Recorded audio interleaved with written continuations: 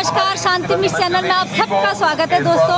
उधम सिंह नगर ग्राम कुटरा की रामलीला समाप्त हो गई विजयादशमी को और आज शुरू हो गई है चटिया फार्म यानी आदर्श रामलीला कमेटी चटिया फार्म की रामलीला शुरू।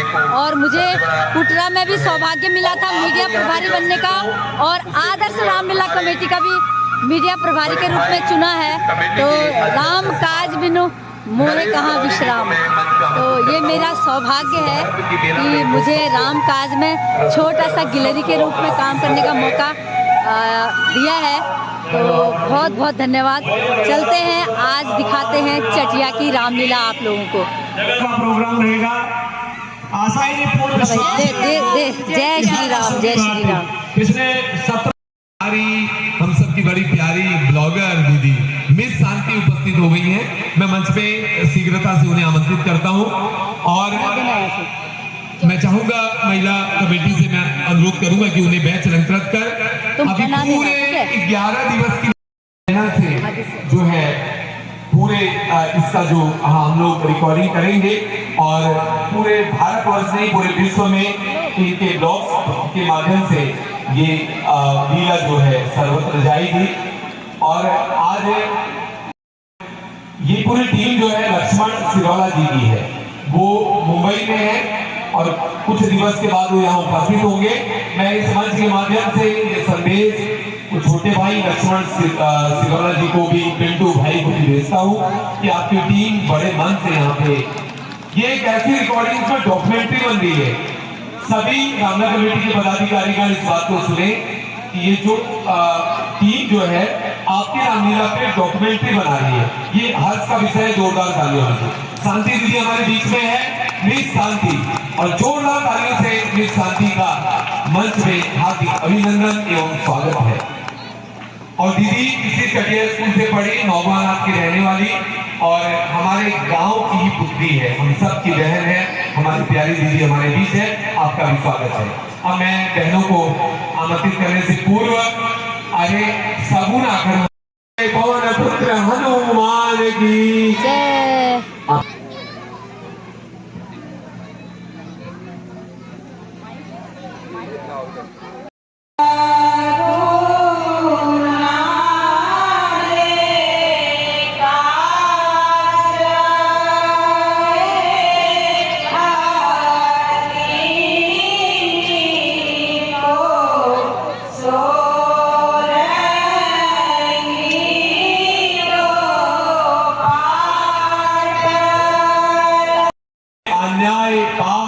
सत्य का बोलबाला हुआ, तब तब श्री हरि भगवान विष्णु भिन्न भिन्न रूपों में आकर उन्होंने ऐसे अहंकारी, ऐसे अधर्मी लोगों का वध किया, उनका अंत कर इस पृथ्वी को भार मुक्त किया।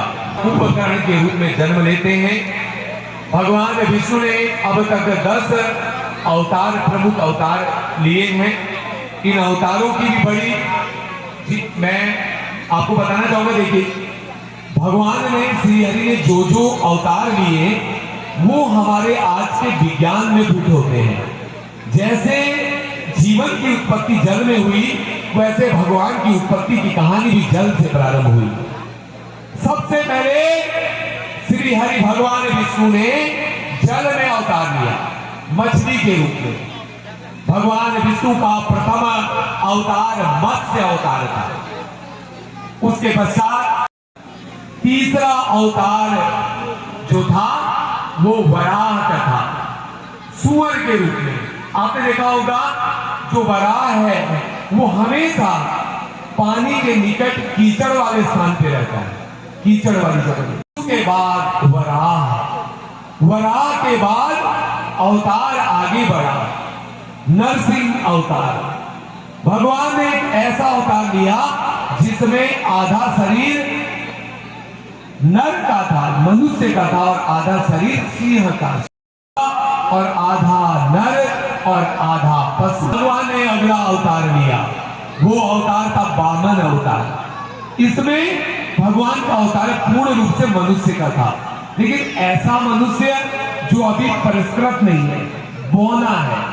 वामन अवतार के रूप में भगवान ने एक ऐसे अपरिष्कृत नाटे बौने रूप में अगला अवतार लिया कि मनुष्य वो रूप थोड़ा और परिष्कृत हुआ परशुराम के रूप में। लेकिन परशुराम भी पूर्ण अवतार नहीं था। उस समय भगवान देखो परशुराम क्रोधित थे। जिस व्यक्ति को बहुत क्रोध आता है वो पूर्ण पुरुष कभी नहीं माना जाता। तो परशुराम के रूप में जब भगवान ने अवतार लिया वो भी एक अपरिष्कृत मनुष्य का था।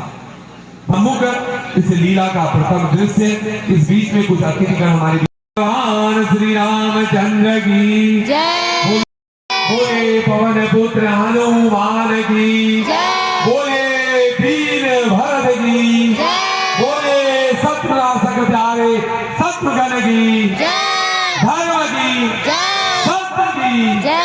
आपके सम्मुख लीला का प्रथम दृश्य। राम देखे सिया मासिया राम को चारों दिया लड़ी है।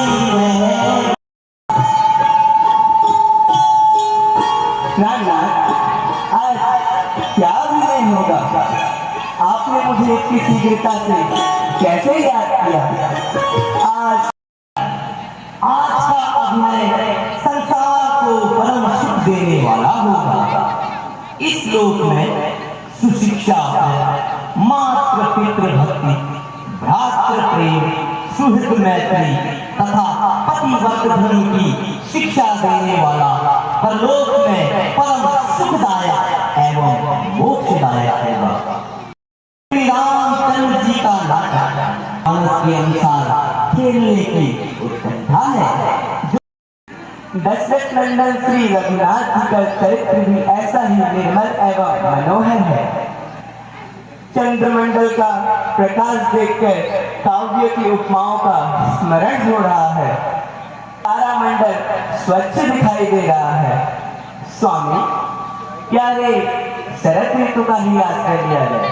आहा प्यारी, मुझे भी गोस्वामी तुलसीदास द्वारा रचित महाकाव्य श्री रामचरितमानस में स्वयं प्रभु श्री राम द्वारा कही हुई ये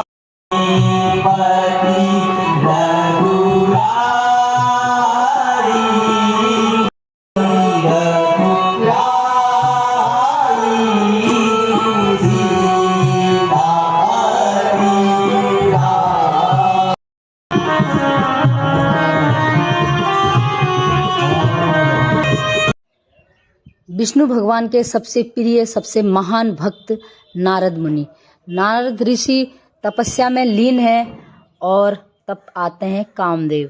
कामदेव नारद मुनि की तपस्या भंग करना चाहते हैं, लेकिन अचानक जब तपस्या से खड़े हो उठते हैं नारद मुनि और देखते हैं कि सामने कामदेव उनकी तपस्या को भंग करने में तुला है, तो वो उनको श्राप दे देते हैं।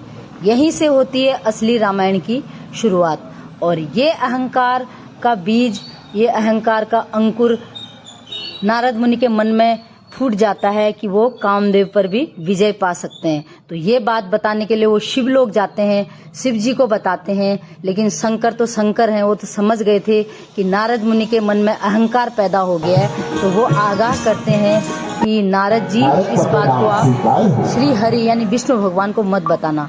लेकिन नारद मुनि सोचते हैं कि शायद कुछ छुपा रहे हैं महादेव मुझसे, उनके मन में कुछ ऐसा चीज मेरे लिए कुछ पाप जन्मा है, तो मैं श्री हरि को जरूर बताऊंगा। तो श्री हरि को भी बताने चले जाते हैं और यहीं से होती है इस रामायण की शुरुआत। यानी नारद मुनि के श्राप से ही रामायण की शुरुआत हुई है।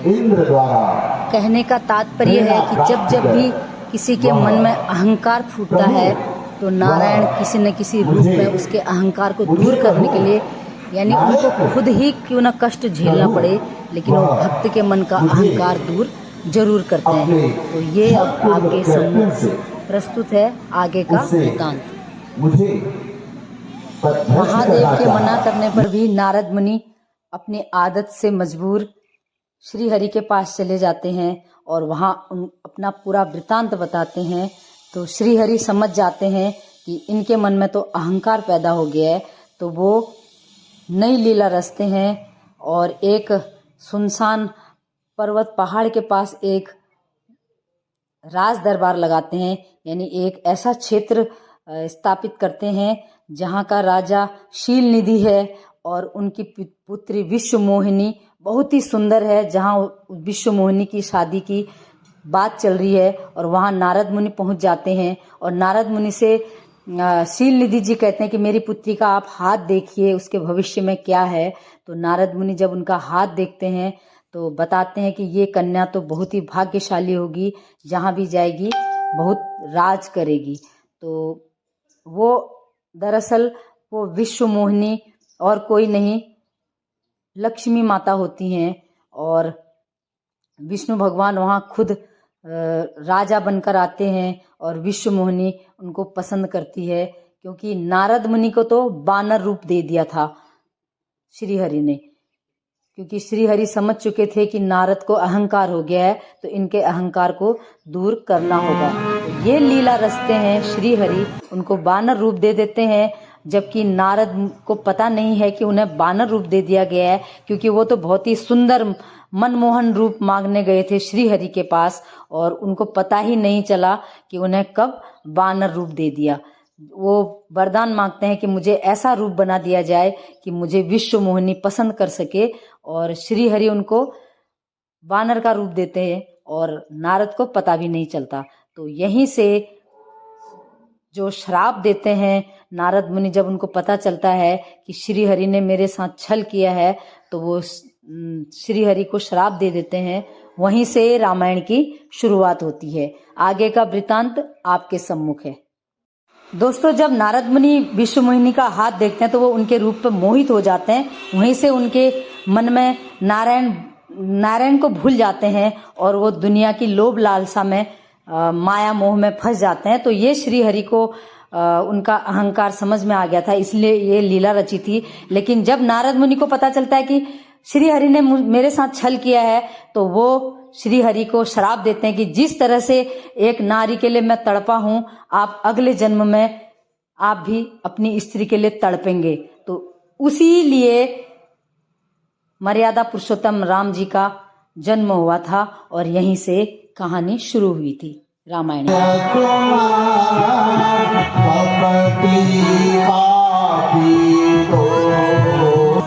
हे श्री हरि, आपने यह उचित नहीं किया। ओम नमः शिवाय। ओम। हो भक्तगणों, हम तुम्हारी तपस्या से प्रसन्न हुए, वर मांगो।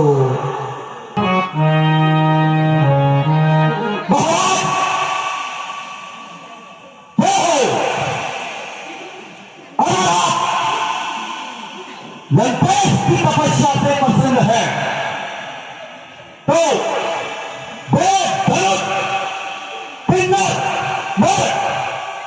कोई भी लंकेश को जीत न सके। और मनुष्य तो चीज भी क्या है। तथास्तु।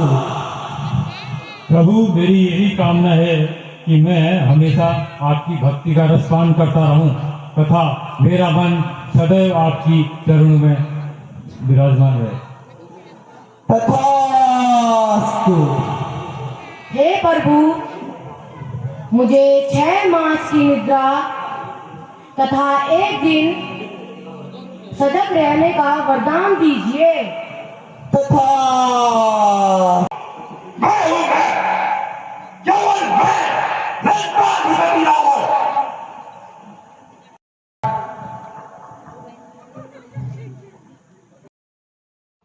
यहाँ पर तीनों भाई तपस्या में लीन थे भोले बाबा की, यानी रावण, विभीषण और कुंभकर्ण। उनकी तपस्या से प्रसन्न होकर भोले शंकर दर्शन देते हैं और उनको मन चाहा वर मांगने को कहते हैं। तो रावण खड़ा हो उठता है और अहंकार स्वरूप कहता है कि हे शंकर, मुझे ऐसा वरदान दीजिए जिससे मेरा अंत न देव कर सके, न गंधर्व कर सके, न किन्नर कर सके, और मनुष्य की तो कोई बात ही नहीं है, क्योंकि मनुष्य को वो तुच्छ समझता था। और फिर कुंभकर्ण उठता है, वो कहता है कि मुझे 6 महीने सोने का और सोए रहने का और 1 दिन जागने का, सजग रहने का वरदान दिया जाए। और विभीषण कहता है कि हे प्रभु, मुझे ऐसा वरदान दीजिए कि मैं आपकी चरणों का दास बनकर रहूं। तो तथास्तु कहकर शंकर भगवान अंतर ध्यान हो जाते हैं। रावण को क्या पता था कि मनुष्य से ही, यानी राम जी से जो मनुष्य रूप में जन्म लेंगे उनसे ही मेरा अंत होगा, क्योंकि वो मनुष्य को तुच्छ समझता था। और ऐसा आशीर्वाद लेने के बाद, ऐसा वरदान लेने के बाद वो अपनी प्रजा को, अपने गणों को भेजता है कि जो भी है मेरी प्रजा में, चाहे ऋषि हो, मुनि हो, हर किसी से कर वसूला जाए। तो आज्ञा पाकर उसके गण ऋषि मुनियों से भी कर वसूलने जाते हैं। और वहां पर जब ऋषि मुनि से उसके गण कर वसूलना चाहते हैं तो ऋषि कहते हैं कि हमारे पास हमारे प्राण के अलावा, हमारे रक्त के अलावा कोई धन दौलत नहीं है देने के लिए, तो ये घड़े में हम अपना रक्त दे रहे हैं और ये रक्त रावण के मुंह पर, उसके सम्मुख, उसकी प्रजा के सामने, उसके स्थान पर रख देना। जैसे ही वो उसको खोलेगा घड़े को, तो रावण का सर्वनाश हो जाएगा। तो ये गण लोग रावण के पास वो घड़ा लेकर जाते हैं और पूरा वृतांत बताते हैं रावण को। तो रावण को क्रोध आ जाता है और वो अपने दुश्मन यानी राजा जनक के पास उस घड़े को लेकर भेजते हैं गणों को और कहते हैं कि ये घड़ा जनकपुरी में गाड़ दिया जाए। उसे क्या पता था कि इसी घड़े से माता सीता का जन्म होगा। तो ये लीला है श्री राम प्रभु जी की। और इधर दशरथ भी दुखी है कि उनकी कोई संतान नहीं है, तो वो अपने कुल गुरु से आज्ञा पाकर एक यज्ञ रचते हैं जिसमें उनको पुत्र प्राप्ति का आशीर्वाद मिलता है और उनके घर में फिर राम जन्म होता है। और राम के साथ साथ 3 और भाई पैदा होते हैं, भरत, लक्ष्मण, शत्रुघ्न। तो 4 भाइयों का जन्म होता है और ये है रामायण की शुरुआत। यज्ञ कुंड कई लाख गौ एवं उन ऋषि मुनियों को दिए जाने वाले उपहार स्वरूप पूरे कोस महाराज ने खोल दिए हैं। इस प्रकार एक बड़े कृषि यज्ञ का आयोजन का दृश्य आपके सम्मुख है।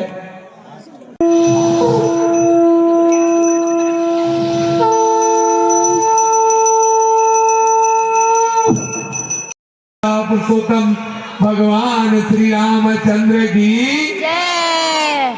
बोले शेषावतार लखन लाल की जय। बोले वीर भरत की जय। बोले सतनाशक प्यारे शत्रुघ्न की जय। बधाई हो, बधाई हो।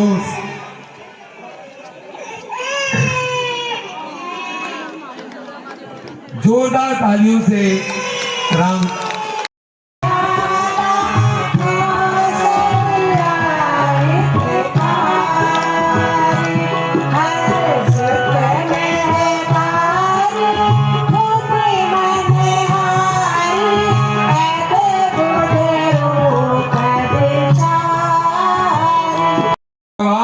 श्री रामचंद्र की जय। बोले जनक नंदनी सीता माता की जय। बोले शेषावतार लखन लाल की जय। बोले पवन पुत्र हनुमान की जय। वीर भरत की जय। बोले प्यारे शत्रुघ्न की जय। आज के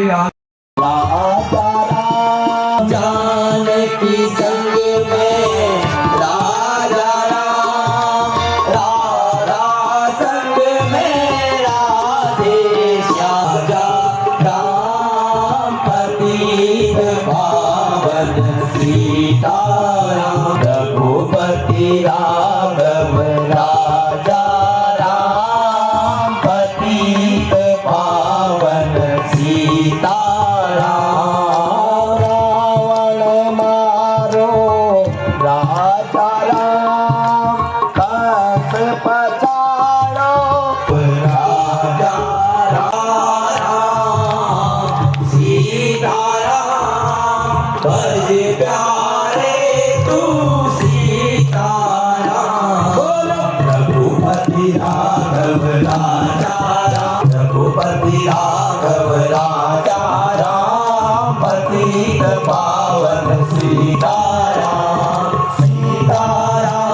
आदर्श रामलीला कमेटी का आज पहला दिन था और आज राम जन्म हुआ है और आज का महायज्ञ सचमुच में बहुत आनंद देने वाला था।